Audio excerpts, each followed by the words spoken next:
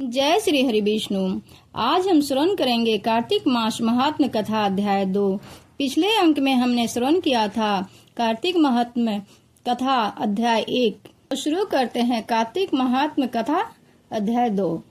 भगवान श्री कृष्ण जी आगे बोले, हे प्रिय, जब गुणवती को राक्षस द्वारा अपने पति और पिता के बारे में मारे जाने का समाचार मिला तो वह विलाप करने लगी। हा नाथ, हा पिता, मुझको त्याग कर तुम कहाँ चले गए? मैं अकेली स्त्री तुम्हारे बिना क्या करूंगी? अब मेरे भोजन वस्त्र आदि की व्यवस्था कौन करेगा? घर में प्रेम पूर्वक मेरा पालन पोषण कौन करेगा? मैं कुछ भी नहीं कर सकती। मुझ विधवा की कौन रक्षा करेगा? मैं कहाँ जाऊं? मेरे पास तो अब कोई ठिकाना भी नहीं है। इस प्रकार विलाप करते हुए वह गुणवती चक्कर खाकर धरती पर गिर पड़ी और बेहोश हो गई। देर तक बेहोश रहने के बाद जो वो होश में आई तो वह पहले की ही भांति करुण विलाप करते हुए शोक सागर में डूब गई। कुछ समय के पश्चात जो वह संभली तो उसे ध्यान आया कि पिता और पति की मृत्यु के बाद मुझे उनकी क्रिया करनी चाहिए जिससे उनकी गति हो। इसके लिए उसने अपने घर के सारा सामान बेच दिया और उससे प्राप्त धन से उसने अपने पिता एवं पति के श्राद्ध कर्म किया। तत्पश्चात उसी नगर में रहते हुए 8 पहर भगवान विष्णु की भक्ति करने लगी। उसने मृत्यु पर्यंत तक नियम पूर्वक सभी एकादशियों का व्रत किया और कार्तिक महीने में उपवास एवं व्रत किए। श्री कृष्ण जी बोले, हे प्रिय, एकादशी और कार्तिक व्रत मुझे बहुत प्रिय हैं। इससे मुक्ति, भुक्ति, पुत्र तथा संपत्ति प्राप्त होता है। कार्तिक मास में जब तुला राशि पर सूर्य होता है तब ब्रह्म मुहूर्त में उठकर स्नान आदि करके व्रत व उपवास करने वाले मनुष्य मुझे बहुत प्रिय हैं।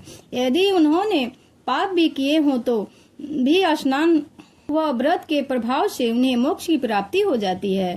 कार्तिक में स्नान, जागरण, दीप व तुलसी के पौधों की रक्षा करने वाले मनुष्य साक्षात भगवान विष्णु के समान हैं। कार्तिक मास में मंदिर में झाड़ू लगाने वाले, स्वास्तिक बनाने वाले तथा भगवान विष्णु की पूजा करने वाले मनुष्य जन्म मरण के चक्कर से छुटकारा पा जाता है। यह सुनकर गुणवती भी प्रतिवर्ष श्रद्धा पूर्वक कार्तिक का व्रत व विष्णु भगवान की पूजा करने लगी। हे प्रिय, एक बार उसे ज्वर हो गया और वह बहुत कमजोर भी हो गई। फिर भी वह उसी प्रकार गंगा स्नान करने के लिए चली गई। गंगा तक तो वह पहुंच गई, परंतु शीत के कारण वह बुरी तरह से कांप रही थी। इसी कारण वह शिथिल हो गई। तब मेरे दूत उसे मेरे धाम ले आए। तत्पश्चात ब्रह्मा आदि देवताओं की प्रार्थना पर जब मैंने कृष्ण का अवतार लिया तो मेरे गण भी मेरे साथ इस पृथ्वी पर आए। उस समय यादव हैं, तुम्हारे पिता पूर्व जन्म में देवशर्मा थे, वो इस समय सत्राजीत है। पूर्व जन्म में चंद्र शर्मा जो तुम्हारा पति था वह डाकू है। और हे देवी, तू ही वह गुणवती है। कार्तिक व्रत के प्रभाव के कारण तू ही मेरी अर्धांगिनी हुई। पूर्व जन्म में तुमने मेरे मंदिर के द्वार पर तुलसी का पौधा लगाया था। वह इस समय में तेरे महलों के आंगन में कल्प वृक्ष के समान विद्यमान है।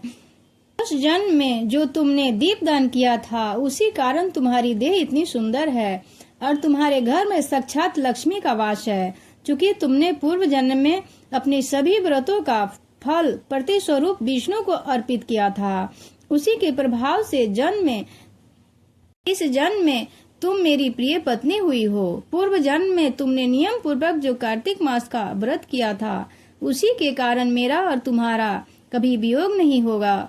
इस प्रकार कार्तिक मास में व्रत आदि करने वाले मनुष्य मुझे तुम्हारे समान प्रिय है।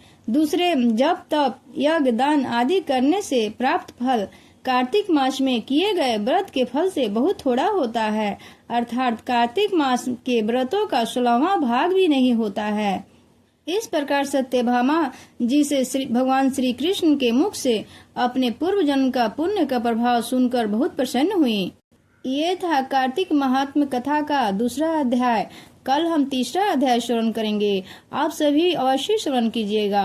अगर वीडियो अच्छी लगे तो कृपया आपने लाइक, सब्सक्राइब, शेयर और कमेंट अवश्य करें। जय श्री कृष्ण। राधे राधे।